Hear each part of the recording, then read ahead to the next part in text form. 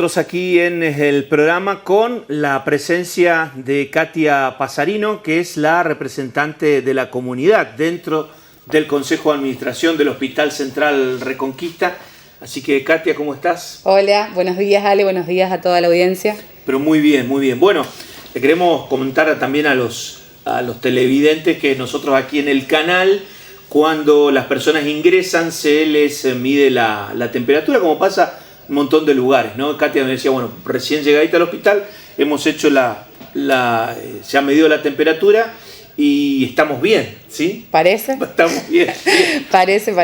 Bueno, a ver, recién nosotros hablábamos, hace tiempo que queríamos hablar con vos, después que se dio este convenio entre la gremial médica y el hospital, pero bueno, de antes también, cuando surgió el tema del COVID, todo lo que pasó en el hospital. Yo recién hablaba de Villa Ocampo, que Villa Ocampo dio a conocer qué hizo con los recursos, ¿no?, del COVID-19. Y bueno, ¿el Hospital Central Reconquista también recibió recursos para esto o no? Nosotros obviamente estábamos en la línea de batalla y obviamente que recibimos en el marco del Consejo de Administración para la compra de todos los insumos necesarios para el funcionamiento. Hemos recibido no un monto específico, pero sí íbamos mandando, digamos, todos los presupuestos y nos iban autorizando el pago a 30 días.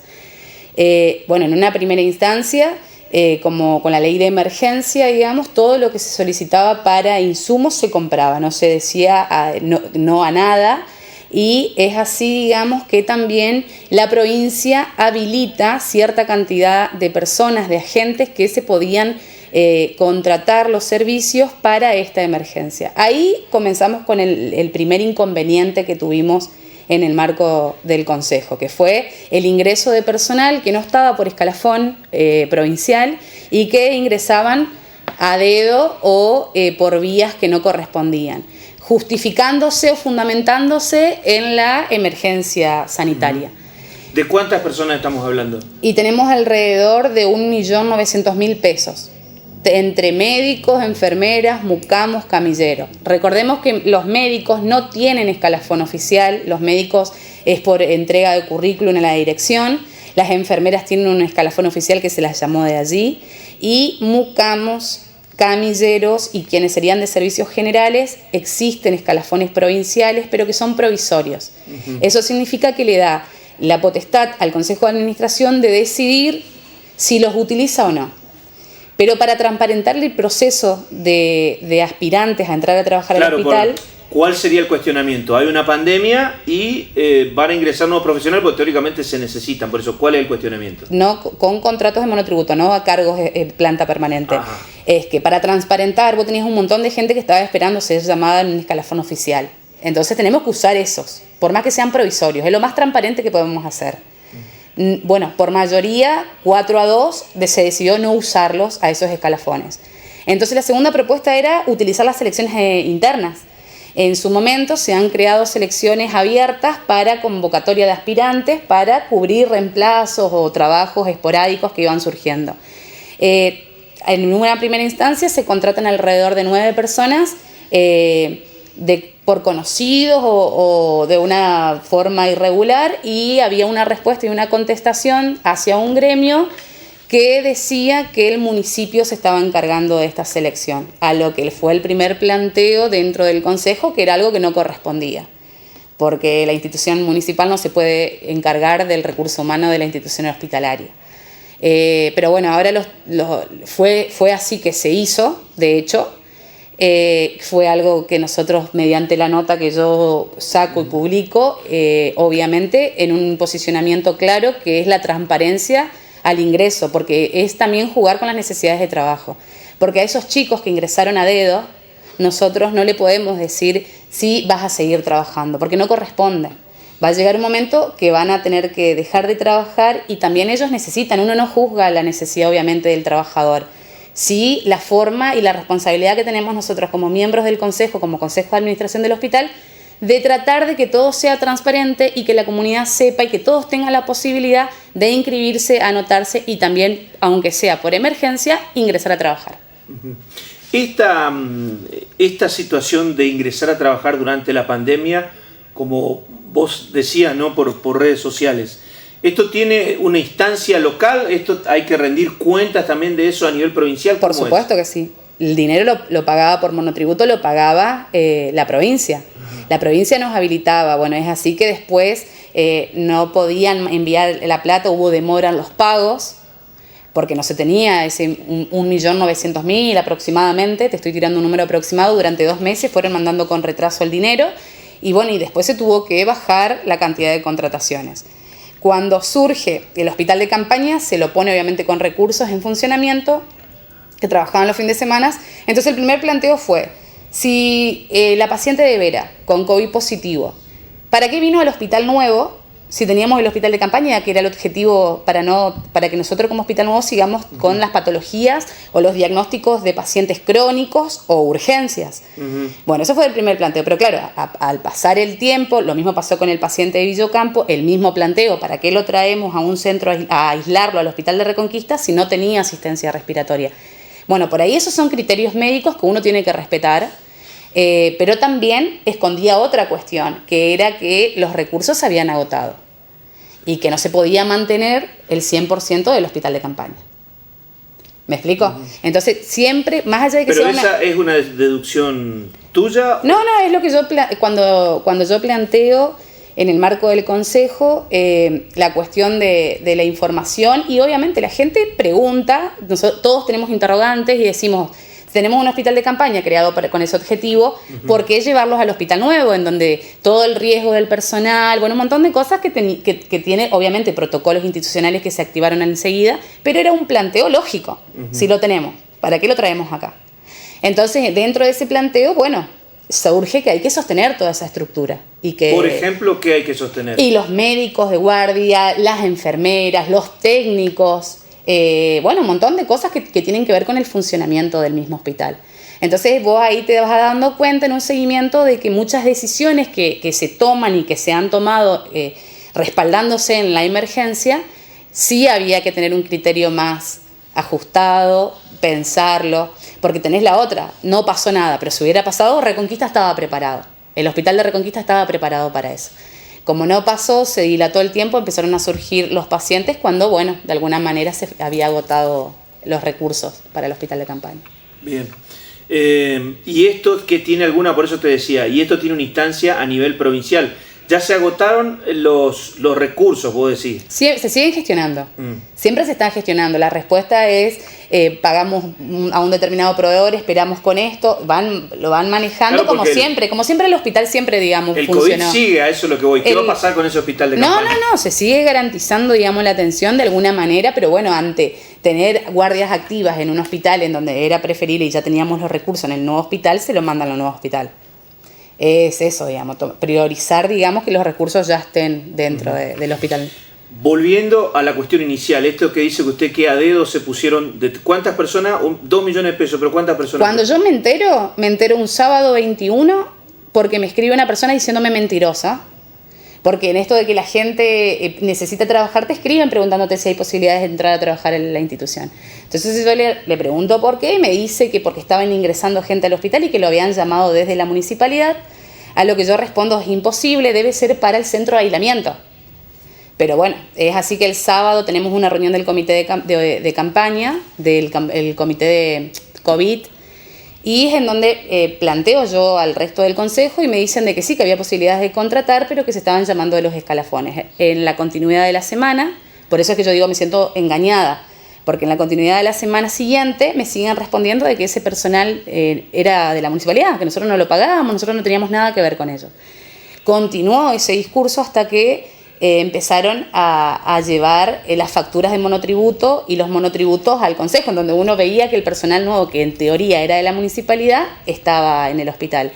Cuando yo blanqueo y planteo, bueno, nosotros como consejo tenemos una responsabilidad. Si a esa gente le llega a pasar algo dentro de la institución, legalmente, ¿quién responde? Responde Consejo de Administración. Hagámosle un seguro. Cuando sucede todo esto, era que pertenecían y estaban contratados por COVID-19 de la provincia. Quienes firmaban sus cheques y sus facturas era Consejo de Administración. Entonces, bueno, hubo una metodología errónea en la selección del personal. No correspondía que sea así. Y si era decisión de la mayoría del Consejo, lo tendrían que haber blanqueado y transparentado en el marco del Consejo de Administración, que para eso estamos, digamos, no estamos pintados al óleo. Entonces era un poco, entre todos, discutir el cómo y el para qué. Pero bueno, después sucedió, después continúa con la cuestión cuando el intendente Enrique Vallejos anuncia este nuevo convenio con la Asociación Médica, en donde lo hace público.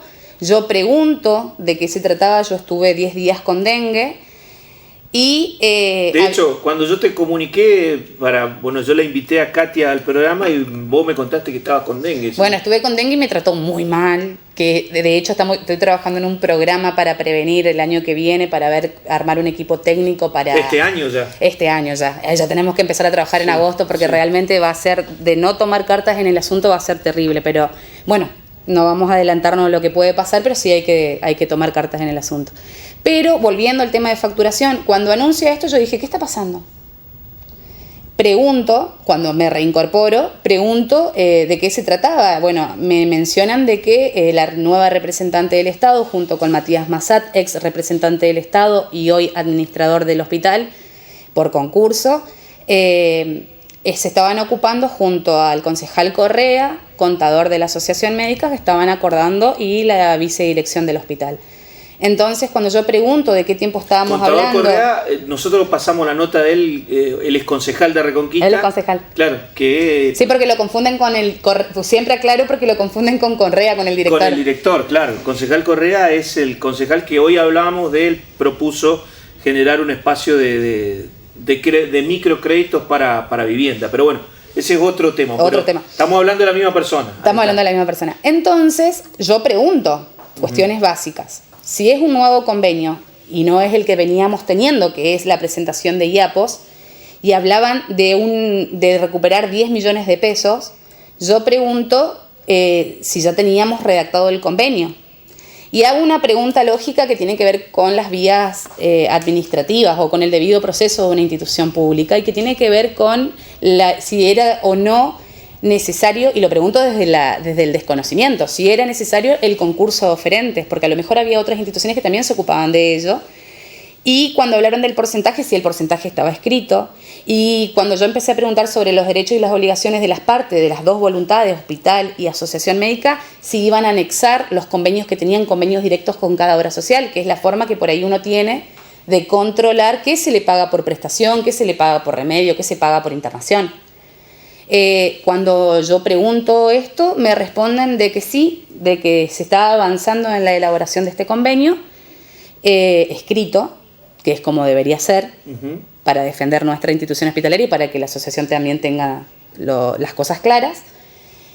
Y el viernes se tiene una reunión con los gremios, se le explica esto. Yo también explico la importancia de que ingrese y la importancia de que el sistema avanzado en tecnología que tenía la asociación, que estaba dedicado a eso. El objetivo de eso es recaudar. Nuestro objetivo no es el recupero. Nuestro objetivo es prestar salud accesible, flexible, gratuita para todos, digamos. Tenemos otro objetivo. Está bien, pero también recuerdo de que, de haber conocido los pasillos del hospital, el gran tema es cómo se hace para cobrarle a las obras sociales, porque es un gran tema ese. Nosotros lo cobrábamos. Nunca se dejó de cobrar. Nosotros tenemos, dentro de facturación tenemos captación, facturación y gestión de cobro. Gestión de cobro funcionaba antes dentro de facturación. Cuando yo ingreso hace un año atrás, teníamos problemas en la demora de los pagos, porque la gestión de cobro antes se la hacía por teléfono o por mail. Entonces decidimos empezar a viajar a Buenos Aires. Si bien se viajaba a Buenos Aires a repartir la facturación, no se hacía gestión de cobro, esto de hablar con el contador de la obra social, no teníamos un abogado que intime al pago.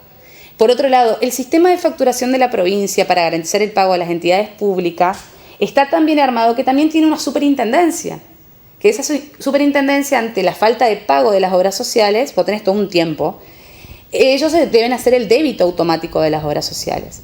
El Hospital Central de Reconquista, las dos obras sociales que más facturan es a IAPOS, Obra Social Estatal, y a PAMI, Obra Social Estatal.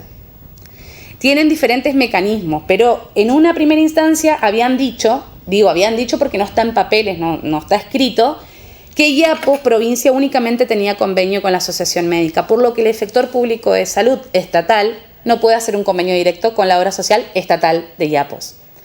Entonces, esa es la primera cuestión por la que la Asociación Médica se hacían las presentaciones. Y la segunda es que PAMI trabaja con cápita. Cada ciudad, cada localidad tiene una cápita. Sanatorio Norte tiene una cápita aparte de PAMI, Sanatorio Reconquista, Clínica Las Toscas. Entonces los afiliados de PAMI tienen que ir a su clínica a hacerse atender como con su médico generalista y hacerse los estudios de internación y demás en quien tiene la cápita de internación. Lo que a nosotros nos decían de PAMI es que si nosotros tenemos el formulario de negativa del sanatorio que tenga la cápita, nosotros en la presentación al mes cobrábamos la cápita que le correspondía al sanatorio, que era algo rápido porque era de la cápita que no pudo prestar un sanatorio privado, lo prestaba el efector de salud. Lo que pasa es que, claro, el afiliado de Iapos de PAMI está descompuesto, tuvo un accidente, se siente mal, la ambulancia lo lleva al sanatorio, el sanatorio dice no hay cama, no hay traumatólogo, lo que sea, y sale el de la ambulancia y lo lleva directamente al hospital. El paciente no anda renegando para que le den un certificado o una negativa. Eso es algo que nosotros tenemos que aceitar lo suficiente para que el paciente no tenga que hacer eso, que sea algo de la administración hospitalaria y la administración privada. Bueno, el tema, yo imagino al televidente que es un tema complejo. Difícil, ¿no? Pero bueno, actualmente, ¿en qué etapa se está? Actualmente cada uno fijó una posición. Yo pienso y sigo manteniendo la posición es que si bien es verdad que la Asociación Médica tiene un sistema eficaz de cobranza, nosotros como Hospital Público de Salud tenemos que seguir manteniendo el 100% del recupero de lo que ingresa en fondos propios por obras sociales. Y eso se va a lograr y lo vamos a poder hacer si nosotros hacemos los cambios coyunturales que tenemos que hacer, es decir, el recurso humano está, nosotros lo vamos a seguir pagando, el pueblo lo va a seguir pagando, el equipamiento tecnológico también. Lo que nosotros tenemos que tratar es de dar la vuelta del organigrama, tratar de que el personal que es idóneo y que es muy bueno tenga todo lo necesario para poder facturar, y para mí hace falta alguien que se ocupe de la gestión de cobro. Yo había sugerido un abogado que se encargue de todo lo que es gestión de cobro, que sea un empleado de planta del Estado y que nosotros tengamos la autonomía en la facturación, captación, facturación y gestión de cobro del hospital. Se hizo una reunión en donde el resto del equipo piensa que no estamos en condiciones de hacerlo y cree que lo mejor para lograr el recupero de la gestión de cobro es darle a la Asociación Médica. Se hizo una votación 5-1, perdón. El resto pensaba en otorgarle la tercerización de la facturación. Yo sé que a lo mejor, no sé, a ellos no les gusta la palabra tercerizar. Entregarle la gestión de cobro de estas obras sociales y probar. Yo lo último que hice fue la presentación como órgano superior al Ministerio, pidiéndole a Silvana Caparelli, representante del Estado, y al director Correa, que el Ministerio se expida. Si nosotros estamos en la legalidad de la tercerización de esta gestión de cobro o no, si no estamos, dar marcha atrás y arbitrar los medios para que el servicio funcione de forma autónoma. Y en el caso de que el órgano superior, que es el Ministerio de Salud, nos diga sí, lo pueden hacer, está dentro de su potestad, lograr un concurso de oferentes, lograr un convenio por escrito en donde las reglas de los derechos y de los deberes estén claros. Mi posición es que tenemos que tener autonomía. Dos cosas. Eso que vos decías, yo pregunté en la conferencia de prensa, que cuando se hizo la presentación, la respuesta fue de que hay otro, allí creo que en Venado Tuerto, o el de Venado Tuerto tiene esta misma metodología, de acuerdo a lo que me dijeron ese día en la conferencia de prensa. Pero bueno, volviendo al tema, ¿cuándo vamos a saber si estos números que ahora, no sé si ya pasó el primer mes o no, o hacer algún tipo de comparación, si realmente es más efectivo? Yo creo que tenemos que 3 meses por lo menos como para hacer una evaluación. No te olvides que se van pagando, no se va pagando todos los meses, no ingresa lo del mes. Ahí depende de los convenios que se tengan con las obras sociales. Está. Pero dentro de 3 meses estaríamos en condiciones. De cualquier manera, a mí me parece que lo que nosotros tenemos que lograr, porque vos hablás en términos económicos, El 2% no es plata, digamos, no es que vos de 100.000 pesos no es algo significativo. Mi problema, digamos, o mi planteo es que no deberían existir los convenios verbales. Lo que nosotros tenemos que hacer es un convenio por escrito en donde estén los derechos y los deberes de cada parte y que esté lo más transparente posible. Y con respecto a la cuestión de fondos, y volviendo a lo mismo, que el objetivo no es recaudar, pero si tenemos, obviamente, la gente paga las obras sociales y podemos hacer el recupero, porque aparte se necesita dinero para funcionar y para garantizar más compras y más derechos y poder mejorar los servicios, a mí me parece que nosotros, el Estado, si el Estado gasta en los recursos humanos, que son nuestros, gastamos en el recurso económico, que son nuestros, gastamos el recurso materiales, hojas, tinta y todo lo que tenemos que imprimir y demás, que es nuestro, ¿por qué no probar incorporando un abogado que tiene la capacidad de intimar a las obras sociales y demás y hacernos cargo del 100% de la facturación del hospital? A mí me parece que por lo menos deberíamos intentarlos y deberíamos ir a fondo de todas las causas del por qué no se logra el recupero antes de hacerlo más fácil, que es entregarle para que hagan el trabajo a otros. Bien, Katia, bueno, hay un montón de preguntas de la gente. Hablan de nuevo de la atención. Bueno, que acá hay dos personas que plantean que no fueron buen atendidos. ¿Cómo era eso? Y ya estamos como cerrando, pero digo, ¿qué es lo que tiene que hacer la gente si cree que no fue bien atendido en el hospital? Bueno, primero yo creo, lo primero, yo siempre digo, yo en estos 2 años, yo ya me quiero hacer casi 2 años, yo sigo sosteniendo que tenemos 3 graves problemas. Lo primero es que cambiamos la institución, pero la gente sigue haciendo largas colas y paradas. Sí. Que era una de las cosas que a mí me emocionaba irnos del hospital, porque yo no quería ver, yo siempre decía, parece ganado la gente toda parada.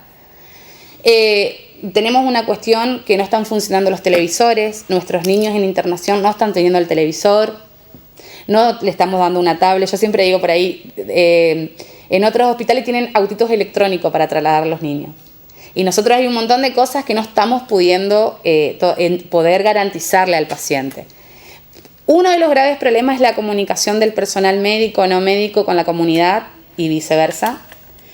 Hay mucha queja de los partes médicos que no son entregados a la familia, que la familia pasa mucho tiempo sin saber qué tiene su paciente. Seguimos con ese problema.